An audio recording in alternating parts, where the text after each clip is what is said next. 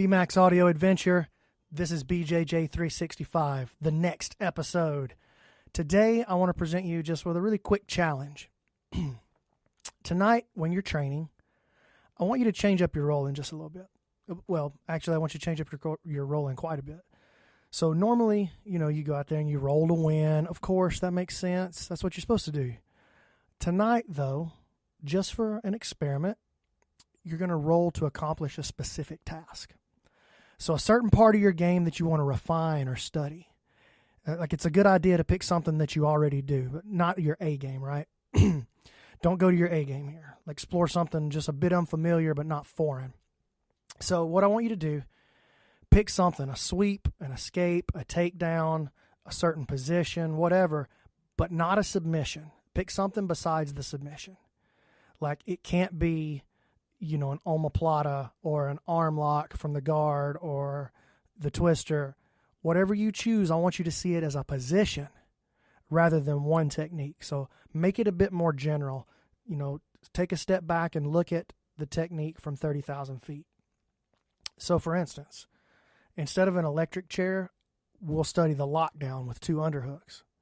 And then anything that happens in that position is an acceptable outcome. So you sweep, he passes, you transition to the back, it turns into dogfight, a leg lock, whatever. So it's all about the position, not the submission.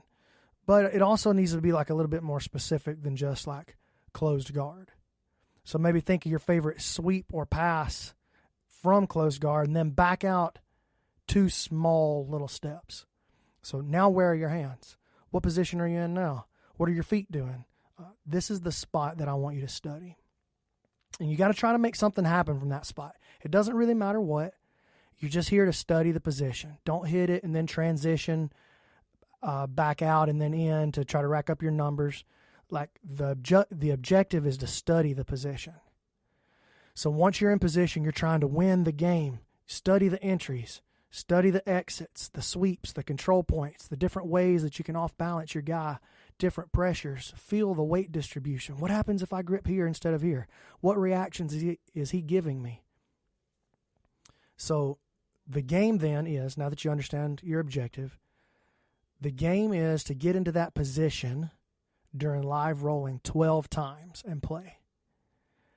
You're not allowed to tap the opponent at any point during the rounds, like none, 0. You get 0 taps tonight.